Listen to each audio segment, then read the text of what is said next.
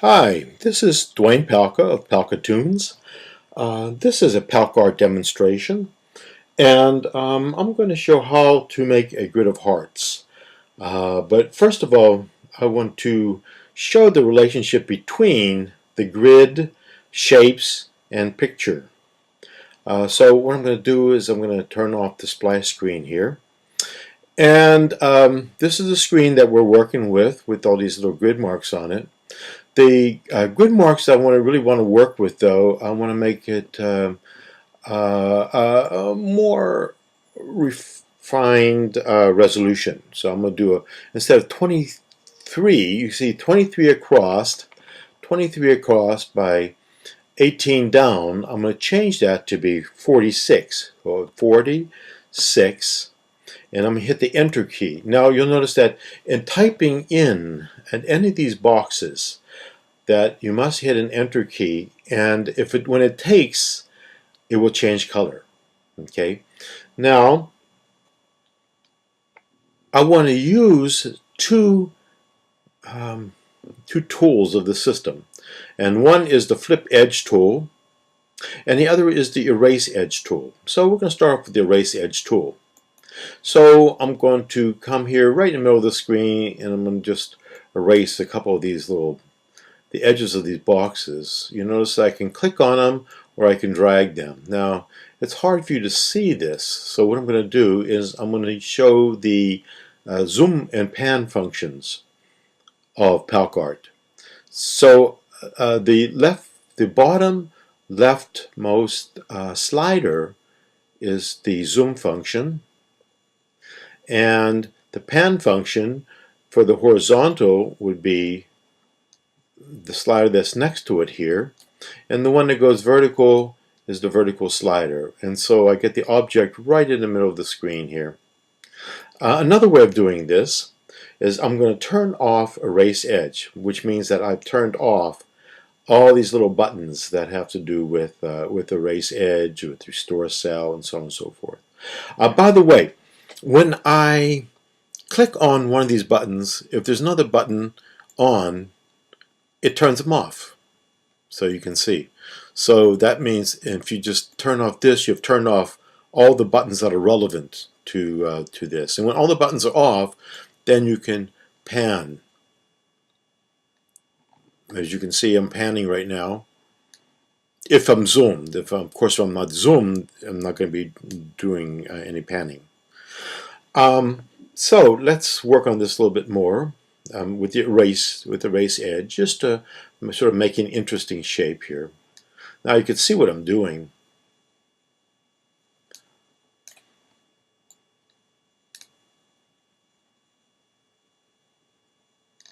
Now I can also flip edges too as well. So if I do the flip edge means that I could see, I'm actually flipping a diagonal here. So I can add diagonals to the picture. Now when I flip diagonals, if I flip it this once, it goes from the top left of the cell to the bottom right of the cell. When I click it again, it goes in the opposite direction. And when I click it again, it goes off. And so I can just repeat that until I get the shape that, or the thing that I want. If I just click on these guys, then it's just going to be as if I was erasing a cell. Now, if I click on Fill Cell, and then I click in this,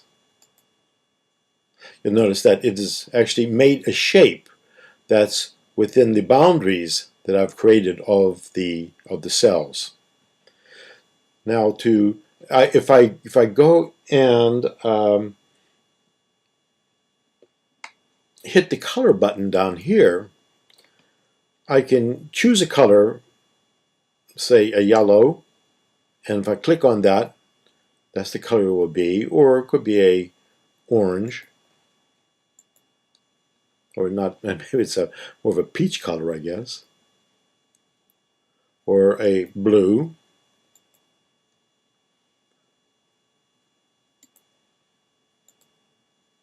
Okay, if I turn on flip edge again, I can continue to flip these edges, and what happens? The shape changes as a result of what I'm doing. If I flip edges, you'll notice that sometimes the shape will disappear if the edge, if the diagonal is counter to supporting the shape. For instance, I'm going to go in the center of it here, of one of the cells, and I'm going to click on it, and it looks okay. But if I click it again, well, it still looks okay. It's just not in the right place to cause a problem.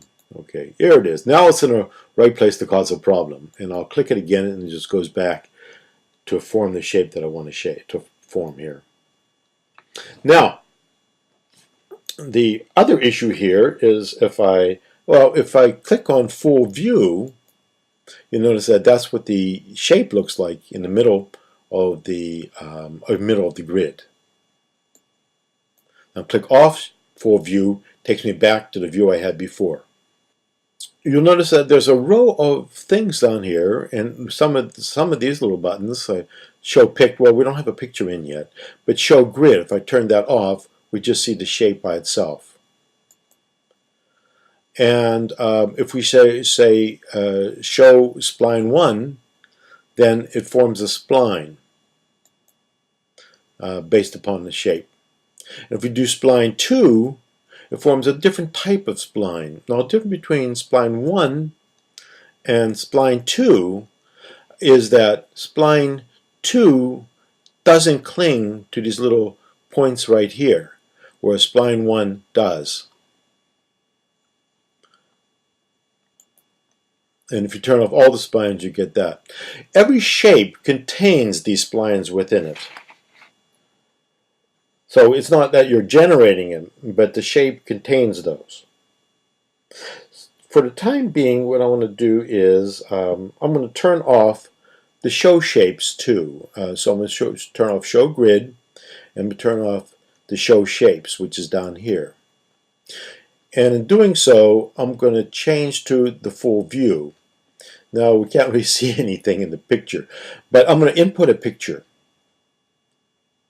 And input pictures, I'm going to go into the .pics folder, and I have a couple pictures here in heart. So the first picture I want to pull in is actually a photograph that I took of these three young ladies in a restaurant. And then I want to read in another picture.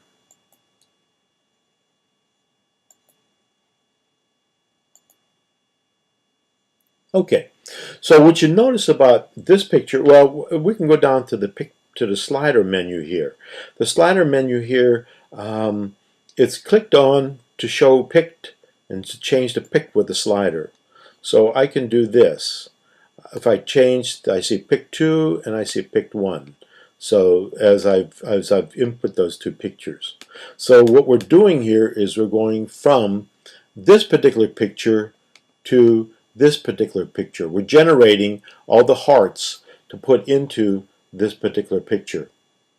Now, the interesting thing is that the hearts are in the background of the picture, are now in the background of the picture, and they're also on her sweater, the center figure's sweater.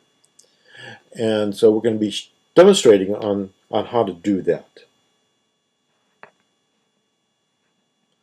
So let's just go back here. If I slide all the way to the left, you notice that there is a blank picture. And that's if you don't want to work with pictures at the time. But this is the picture. This is the one we're going to, picture number 1 is the one that we're going to be working with to do stuff with. So let me take a look at what that shape looks like again. So I'm going to show shapes. And so the shape is in the middle of her face. There is I'm going to pull up this one window here, and it's a window dealing with the command list. And on the command list, you'll notice that it has a choose shape in zoom, which is Control Opt. So I'm going to be holding down the Control Opt button and clicking on the shape, and it will zoom in and pan so that I see just the shape that's in the picture.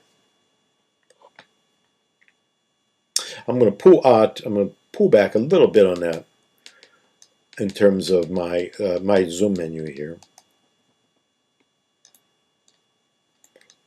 More.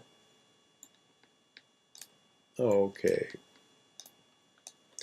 Now I'm going to show the grid too, because I'm going to continue working with the grid. And with the grid, I want to capture her face in the shape.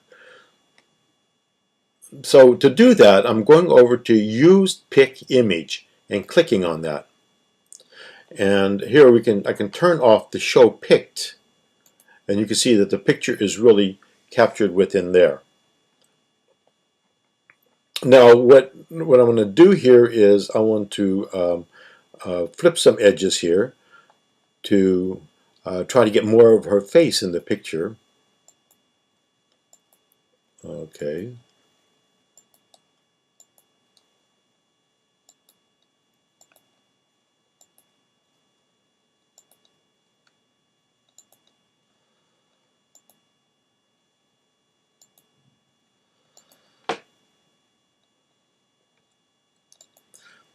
Whoops.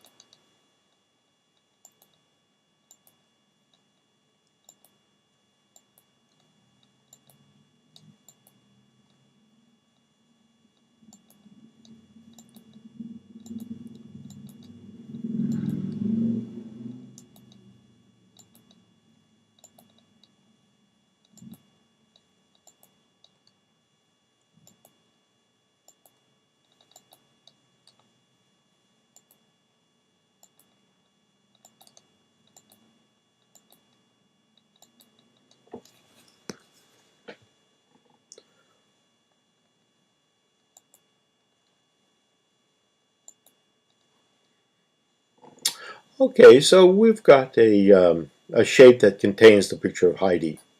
Well, another thing we can do is if I hold the Option key down, I can move that shape a little out of the way here. And it still contains that picture of Heidi. And then as I modify the grid with the flip edge, for instance, you'll notice that the shape is still attached to the grid that I'm modifying.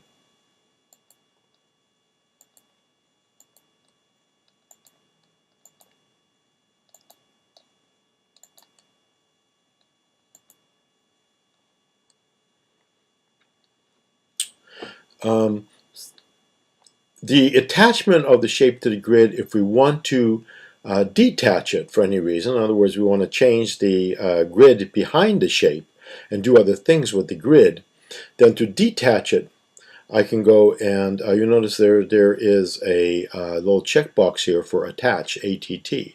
So I'm clicking on Attach, and I've now detached it. So any changes that I make in the grid is not going to affect the picture anymore.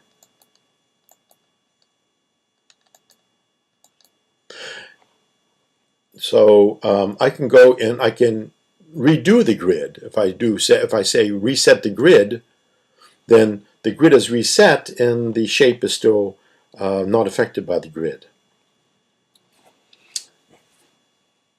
What I'm going to do here is I'm going to go to a full view, and I'm going to just turn off the grid. I'm going to turn off the grid, and let's just deal with Heidi a little bit here.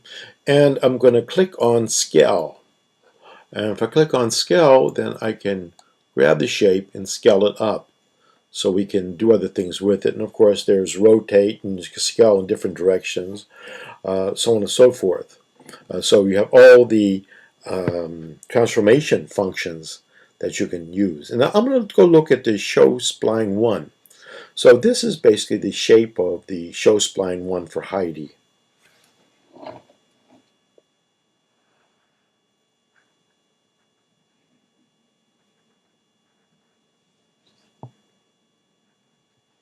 if I wanted to move Heidi around, I can hold down the Option key and slide her, and the picture stays with her.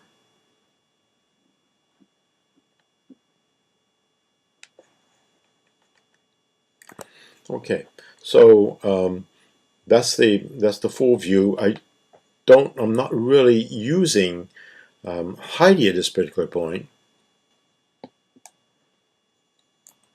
Now, whenever a shape is made like this, then we have a little menu, a little layers menu that comes up about the shape. And in the layers menu, what I can do is I can actually name Heidi here, and so I'm going to type in her name, H-E-I-D-E, and she stays as the first shape that I made. Now you notice she's selected, and there's nothing else. Something has to be selected, so there's nothing else visible here. So I'm going to turn off and turn it on the shape so we can see the shape. Now you notice it says grid minus here. Now that means that it was made using the grid, but it was detached from the grid, so that's where the little minus sign comes in. So the options here are grid, that's what it was originally, and this is for drawn images, this is for rectangles, and a grid minus, and then a line and a text. Well, what she can become here is she can also become a rectangle. Since I have the show spline on, it's doing a spline of that rectangle. There we go. And so it's a rectangle, but I've turned the spline off.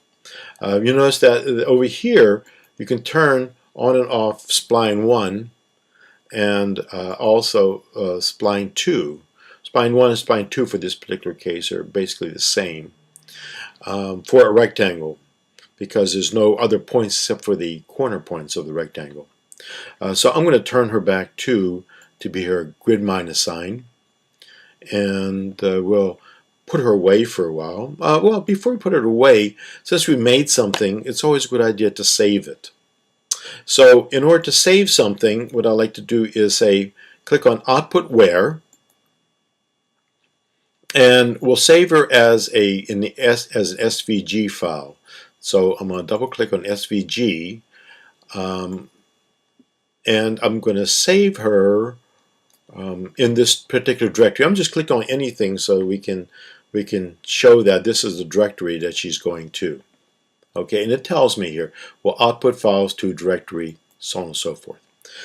The other thing we want to do is give it a name. Now, it picked up the name of the last thing that was in there, and we aren't interested in that, so we want to call this called PalkArt Heidi, and then have to hit the enter key in order to get it to work.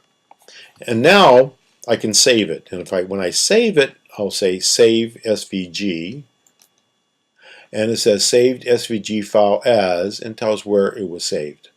I'll say OK. So now we can go on and work with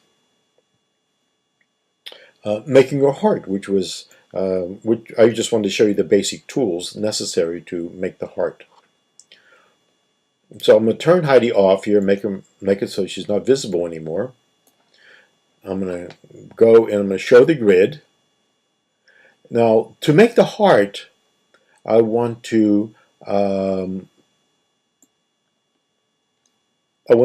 in on a section of this grid. Now I'm in the center right now. I'm going to do it. I'll make the heart at upper left-hand corner. And I want to get a little bit of a resolution here.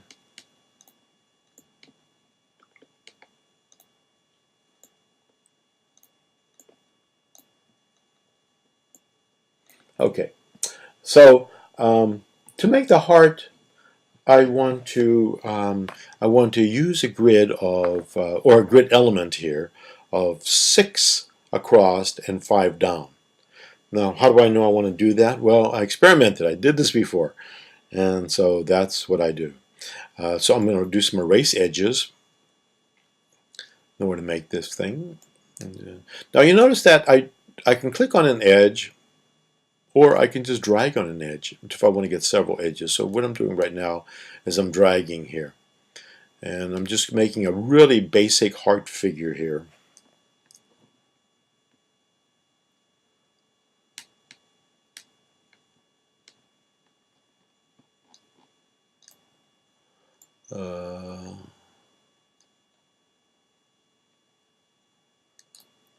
Now, that's the general shape of a heart, but I'm going to go to flip edge to really give it more shape. Let's see, flip this edge, flip that edge, flip this edge.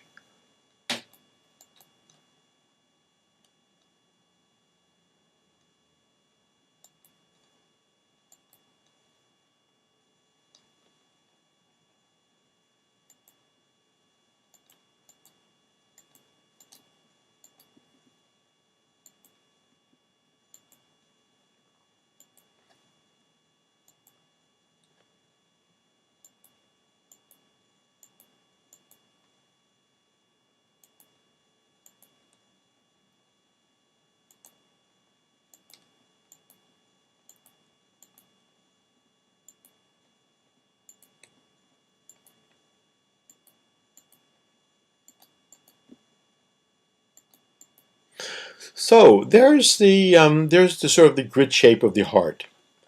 If we want, we can actually save it. So let me just save the grid here. It's always good to save whenever you've done some work. So I'm going to save the grid. I'm going to save the grid as in the same area as PalkArt Heidi here. No, I don't want to do that. I want to do PalkArt Heart. There we go. Call it a little bit something different. And I want to output where. I want to put into where the grids are, actually. I'm putting into the grid area here. Okay, here's the grids. I've already got some stuff I've put in here. Okay, so that's where I'm going to put it. And PalkArt Heart, I'm going to do Save Grid. And it put it right where it should have been. And it gives an extension of .grd. That's not a common extension. That's just specific to this program. When I save the SVG files, that's using a common type of format to save SVG files. However, I am augmenting it with various things that are sort of not included with SVG that are beyond that. And I'll show you those as we go along here. So in terms of making this heart, the first thing I want to do is I want to turn off Use Picked Image, and I want to fill the cell. So I fill the cell, boom. So in filling the cell, I'm going to turn on Show Spline 1. Now again, we can talk about Show Spline 1, Show Spline 2. Show Spline 1 hooks up to these points that are part of the grid, whereas Show Spline 2 separates from all the grid points. So we want to really do with this heart with Show Spline 1. Now the heart, we're pretty close to making the heart, except for the fact that we need some points here and points there. And that's where Nell comes in. So I'm going to click on Nell, and then I want to click on this point of the grid right here. And what it does is it pulls the points of the shape that are close to that grid down to the grid. And likewise, if I click on here, then that's basically the heart. Now you can see how important Nels are, because you can actually, Nels make it so that you can do a combination of spline 1 and the original polygonal shape. So if I did this with Nels, then I'm pretty much dealing with the original shape that we're dealing with. But if I click on this again, it'll turn off those Nels. Now, if I save this heart, if I saved it as an SVG file, then I'll just do that. I'm going to save it as SVG file, and so it saved it as with the name that I had up here, and put it into the +SVG directory that it was using before. Okay. When it saved the nels as well, and the nels are not within the format of the general SVG format. So those are which put it outside the bounds of SVG. I'm going to go look at a full view of this thing. Turn it off here. Now, since the shape contains various elements, like it contains splines, it also contains rectangles. We saw that before. So I could just make this shape into a rectangle. Now, since I had a spline on, I'm going to turn spline off, so it's going to be a rectangle like this. I can also make it a selection, as a selection. Now see, I can always go back here from turn off as a selection, turn it off as a rectangle, and I go back to my original heart shape, and I turn on to a spline. All these are contained within the definition of a thing called a shape within this system. So, but I want to use it as a rectangle for a specific purpose and as a selection, because I want to give it the whole bounds. I want to use it as a way of duplicating the grid that I currently have here. So if you'll notice up here in terms of your keyed mouse strokes that if I hold the shift option keys down, then I can resize that rectangle. And you can see how flexible that is in terms of resizing that rectangle. And I just want to make it include this guy right here, so that he just covers that. Now, what's interesting too is, even though I say up here that it resizes a rectangle, you can resize any shape with that, and it moves points around, and it's a good way. Like if you've drawn a free-handed shape, then if you've drawn a shape freehand, then you may want to just move the points around after you've already done the drawing. I'm going to go to full view here, and I am going to click Grid All.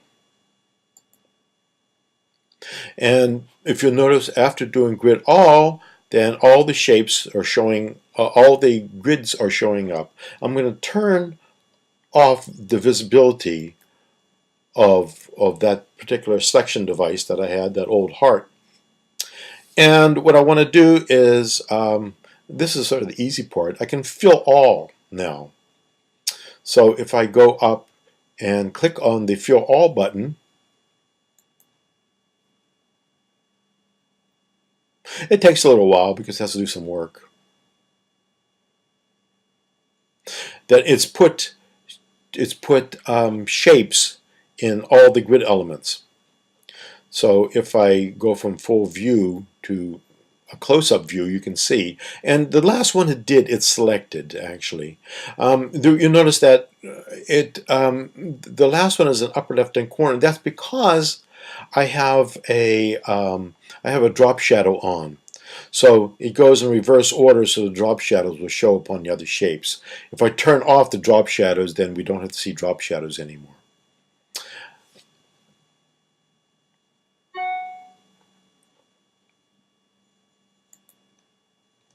The next thing we want to do is we want to go back and show picked. Well, you can't see the picture, but it's really underneath there, and we're using picture number 1. If I turn off show shapes, then we can see the picture. And we don't really need the grids anymore right now, so I'm going to turn off show grid. As a matter of fact, what I should do with the grid is save that grid, because the grid is already that one shape made into all those hearts. But for the time being, we won't. So I'm going to turn off show grid. This is the picture we're dealing with. These are the shapes. And I'm going to go over here to use picked image.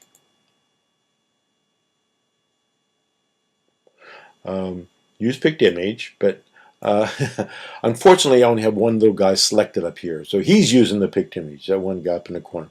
So I have to go down to select all, and now click on use picked image.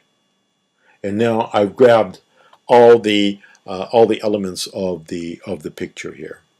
But as we know, we want to do the show spline 1. So I'm going to click on show spline 1 with them all selected, and here we have all the little hearts for the picture. And I'm going to turn off show picked so we can see that in the background that there's nothing in the background right now, that all elements of the picture are captured by the hearts.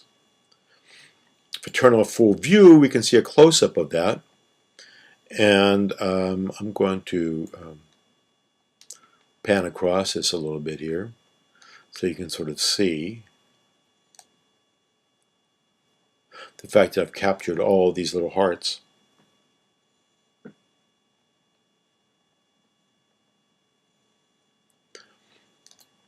The one thing I should mention here is that this little window here for groups, anytime you do a fill all, it not only gives you all the shapes, and we're talking about 959 shapes, 958 because we're not counting the Heidi one, and I could slide through all these if I want. So Heidi is the first shape, and the other shapes from S3 to 959 were actually created by. Oops, I'm sorry. That's not quite true. There's another one here at the bottom, which is the rect that we made. And because we had it as a selection, it will always go above all the pictures. The ones that are on the bottom of this particular menu are actually on top of all the other pictures. So anytime that's as a selection will go up there. So it's a good way of choosing a shape and moving it to the top is basically making it as a selection and then turning it off as a selection, and it'll gravitate to the top of the queue of shapes. Now what I could do here, I have a select all on, full view, but I can also select it as a group because anytime I do a fill all, then it actually makes it as a group. The other thing I should mention is that these the shapes work because when you duplicate an element of the grid, it also duplicates the nails. The nails go with it, so that means all the hearts have all the nails in the right position as well. Okay, this is the end of my demonstration here of how to make the hearts. The next demonstration is going to be how to mask the girls. In other words, if I come over here, what we want to do is we want to take these hearts, we want to move the girls above the hearts. Thank you very much.